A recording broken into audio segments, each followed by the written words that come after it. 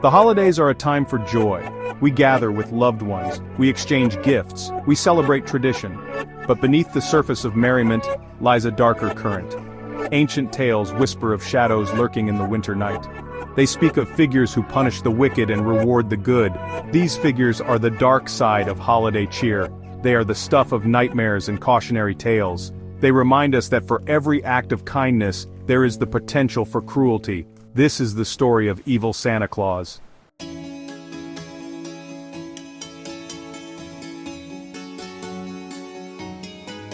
The modern Santa Claus has roots in the story of Saint Nicholas. This 4th century bishop was known for his generosity and love for children. He would leave coins in shoes and give gifts to the poor. Over time his legend evolved. He became associated with Christmas. He morphed into the jolly figure we know today. But as Saint Nicholas transformed into Santa Claus, a darker reflection emerged. From the shadows of folklore came creatures of punishment and fear. These figures served as a warning to children. They were the enforcers of holiday cheer, ensuring that good deeds were rewarded and bad behavior was met with consequences.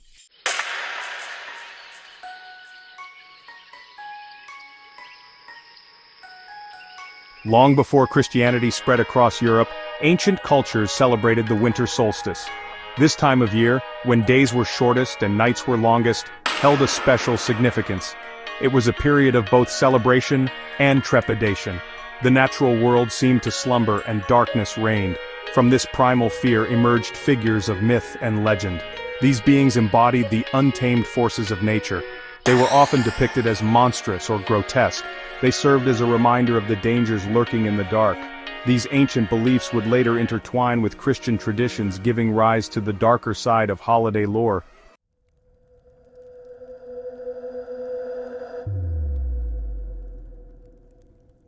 As Christianity took hold, the figure of Saint Nicholas emerged as a symbol of generosity and kindness. But alongside him came a host of less benevolent characters. These figures, often grotesque in appearance, served as a foil to Saint Nicholas's benevolence. They were the enforcers of morality, tasked with punishing those who strayed from the path of righteousness. These figures were not merely bogeymen meant to frighten children. They represented the darker impulses that lurked within the human heart. They were a reminder that even during a time of celebration, darkness was never far away. Their presence served as a cautionary tale, a warning to those who might be tempted to stray from the path of virtue.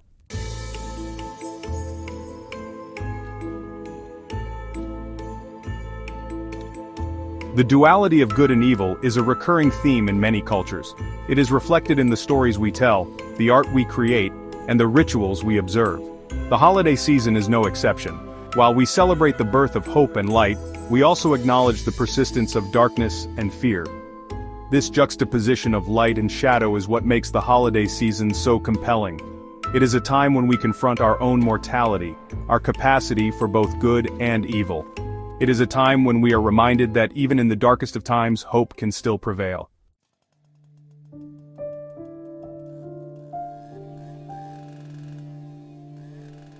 The figures of Evil Santa and his ilk have evolved over the centuries. What began as cautionary tales told around a fire have morphed into pop culture icons. They have been featured in movies, TV shows, and even video games. Despite their changing image, these figures continue to resonate with audiences today. They tap into our primal fears, our anxieties about the unknown. They remind us that even in a world saturated with technology and instant gratification, some things remain timeless. The fear of the dark, the allure of the forbidden, and the enduring power of stories to both frighten and delight.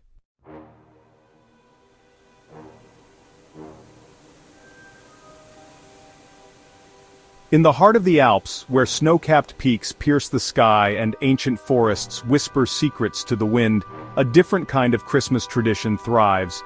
While Saint Nicholas, the benevolent bearer of gifts, holds a cherished place in the hearts of children, he is not alone in his wintry domain. Lurking in his shadow is Krampus, a beastly figure who embodies the darker side of holiday cheer. Krampus is not merely a mischievous imp or a spooky tale to frighten children into obedience. He is a primal force, a manifestation of the untamed wilderness and the ancient fears that linger in the depths of winter. His presence serves as a stark reminder that good behavior is not merely a matter of pleasing a jolly old man in a red suit. It is essential for maintaining balance in a world where darkness and light constantly vie for dominance.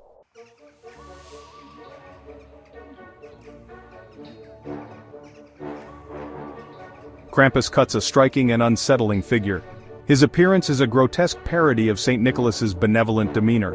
While the saint is typically depicted as a kindly old man with a flowing white beard, Krampus is a monstrous beast, covered in shaggy black fur. His long, pointed tongue lolls out from between sharp teeth, and his eyes burn with a malevolent fire. He is often depicted with horns like those of a goat, and his hands are often depicted as claws. He carries a bundle of birch branches used to swat naughty children, and a sack or a basket strapped to his back, in which to carry away the truly wicked for punishment in his lair. His arrival is heralded by the clatter of chains and the sound of bells, a discordant symphony that strikes terror into the hearts of those who have misbehaved.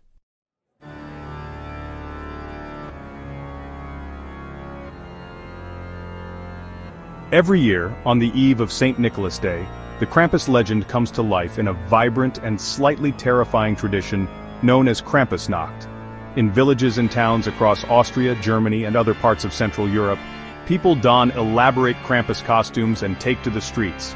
These costumes, often handcrafted and passed down through generations, are works of art in their own right, capturing the grotesque beauty of this ancient figure.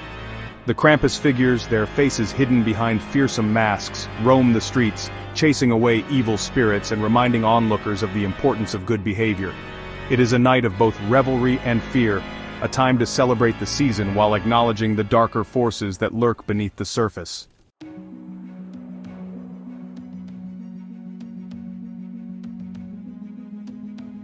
Krampus, once a figure relegated to folklore and whispered warnings, has experienced a resurgence in popularity in recent years.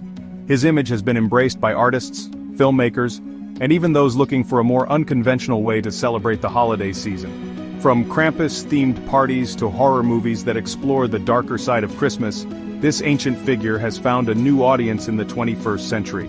Whether viewed as a terrifying reminder of the consequences of bad behavior or a playful embodiment of the duality of the holiday season, Krampus remains a powerful and enduring figure in European folklore. His legacy, passed down through generations of storytelling and tradition, continues to fascinate and frighten in equal measure.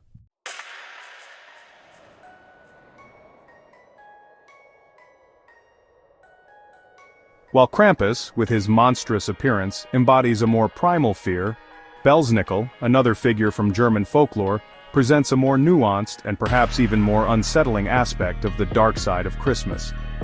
Unlike Krampus, who serves as a distinct counterpart to St. Nicholas, Belsnickel walks a blurred line between reward and punishment, embodying both the benevolent and the menacing within a single figure.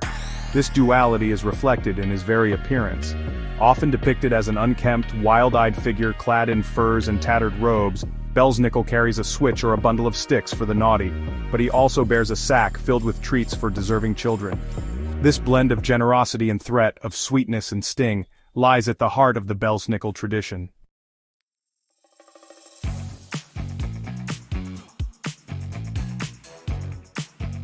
In the days leading up to Christmas, as families gathered around hearths, the anticipation of Belsnickel's arrival would fill German homes with a mixture of dread and delight. Children, both excited by the promise of treats and apprehensive about the potential for punishment, would anxiously await his knock at the door. Belsnickel, unlike St. Nicholas, who arrived with a flourish of bells and a chorus of joyful greetings, preferred a quieter, more unnerving entrance. He would often slip into homes unnoticed, his presence heralded by the creaking of floorboards or the rustling of branches against the window pane. This element of surprise added to his mystique, heightening the sense of anticipation and uncertainty surrounding his visit.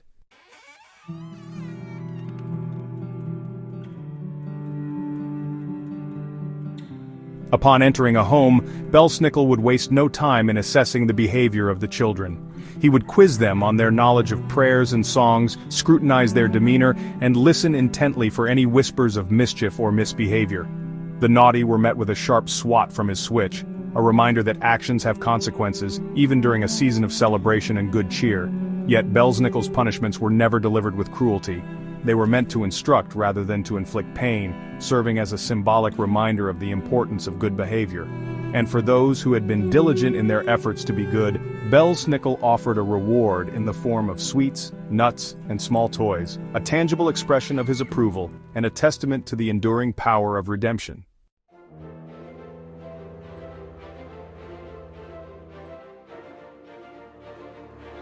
Section 4. Across the Atlantic, Belsnickel's journey to America.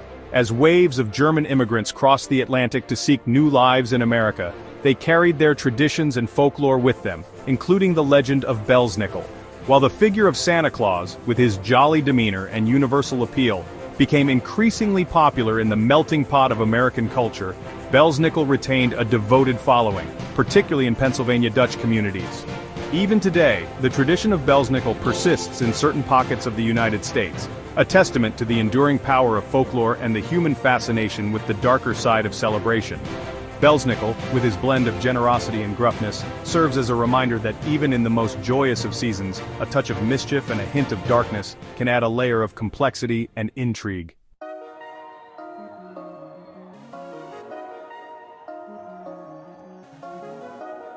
Section 1. A shadowy companion. In the Netherlands and Belgium, the arrival of Sinterklaas, as Saint Nicholas is known in these regions, is met with a unique blend of anticipation and unease. While children eagerly await the gifts and treats associated with the benevolent saint, a sense of trepidation lingers in the air, for Sinterklaas does not travel alone. By his side stands Zwarte Piet, or Black Peter, a figure whose history and image have sparked heated debate and cultural reckoning in recent times. Unlike the monstrous Krampus or the stern, unpredictable Belsnickel, Zwarte Piet is typically portrayed as a mischievous, even comical figure. He is often depicted with brightly colored clothing, a wide, painted smile, and a mop of curly black hair.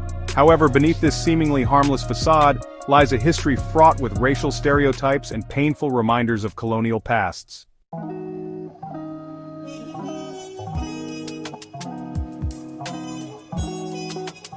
Section 2. The transformation of tradition.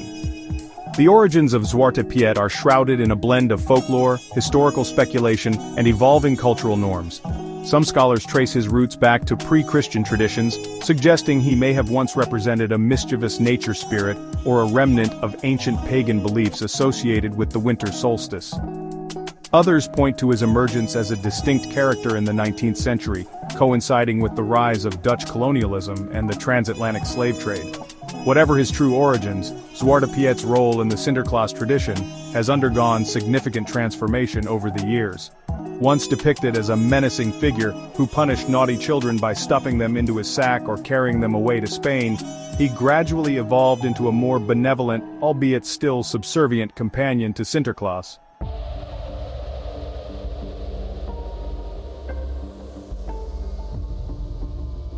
In recent decades, the figure of Zwarte Piet has become increasingly controversial, sparking heated debates about race, representation, and the persistence of colonial legacies in modern society. Critics argue that his appearance, particularly his blackface makeup, perpetuates harmful racial stereotypes and evokes painful memories of slavery and oppression. They point to the dehumanizing nature of reducing an entire race to a caricature defined by exaggerated features and subservient roles. Proponents of the tradition, however, often defend Zwarte Piet as a harmless, even beloved figure of Dutch folklore. They argue that his appearance is not intended to be racist but rather reflects his role as a chimney sweep, his face covered in soot from delivering gifts to children through their fireplaces. This defense, however, has been met with skepticism by many, who point to the historical context and the broader societal implications of perpetuating such imagery.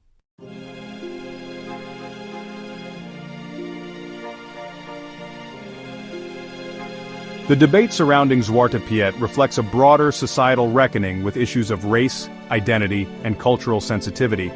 It highlights the challenges of reconciling cherished traditions with evolving social norms, and the importance of engaging in open and honest dialogues about difficult aspects of our shared history. As the debate continues, communities in the Netherlands and Belgium are grappling with how to preserve the spirit of the Sinterklaas tradition, while addressing the legitimate concerns raised about Zwarte Piet's image. Some have proposed modifications to his appearance, such as replacing the blackface makeup with soot smudges, or introducing alternative characters that reflect the diversity of Dutch society. Others advocate for a more radical departure from tradition, urging a complete reimagining of the Sinterklaas story that celebrates inclusivity and steers clear of potentially harmful stereotypes. The future of Zwarte Piet remains uncertain, but the ongoing dialogue surrounding this controversial figure serves as a powerful reminder of the importance of cultural sensitivity, historical awareness, and the need to confront uncomfortable truths as we strive to create a more just and equitable world for all.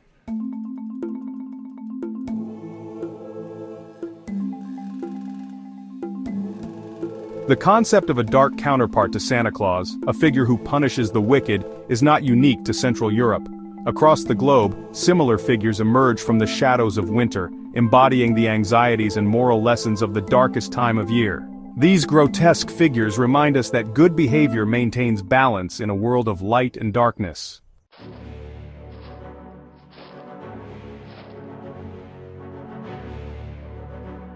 In the land of fire and ice, where the aurora borealis paints the night sky with ethereal hues and ancient volcanoes slumber beneath glaciers, the holiday season brings with it a unique kind of feline terror.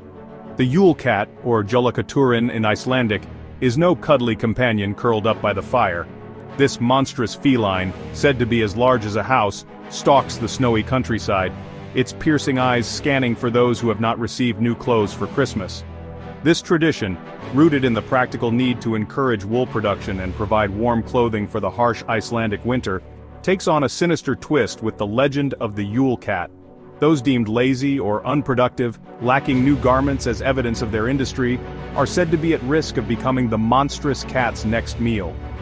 The Yule cat's hunger, a metaphorical representation of the harsh realities of a life lived in an unforgiving environment, serves as a stark reminder that survival often depends on hard work and preparation.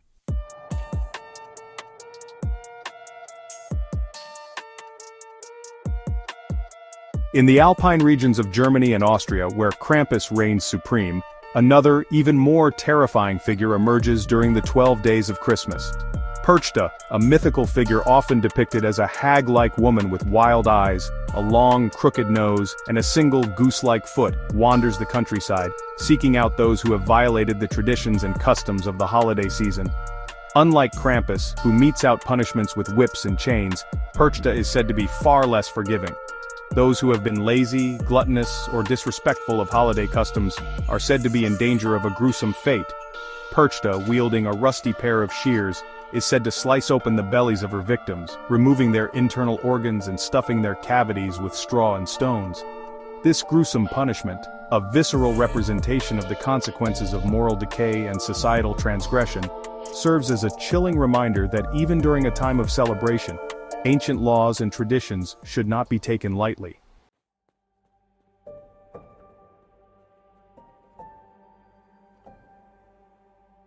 The Yule cat, Perchta, Krampus, Belsnickel, and countless other shadowy figures remind us that the holiday season is a time for reflection, introspection, and a healthy dose of fear.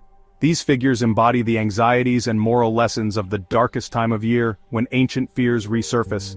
These dark counterparts to Santa Claus offer a glimpse into the rich tapestry of human belief and the enduring power of storytelling. They remind us that even in the most joyous of seasons, darkness is never far away.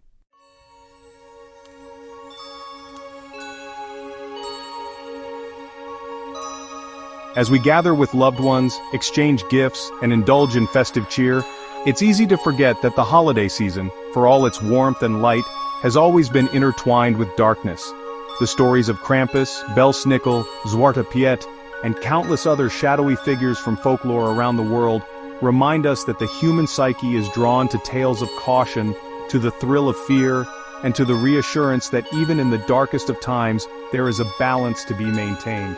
These figures, often grotesque in appearance and terrifying in their methods, serve as a stark reminder that good behavior is not merely a matter of pleasing a jolly old man in a red suit, but a matter of navigating the complexities of the human experience, where temptation and virtue, generosity and greed, light and shadow, constantly vie for dominance. The enduring power of these stories lies in their ability to tap into our primal fears, to expose the darker aspects of human nature, and to offer a sense of order and justice in a world that often feels chaotic and unpredictable.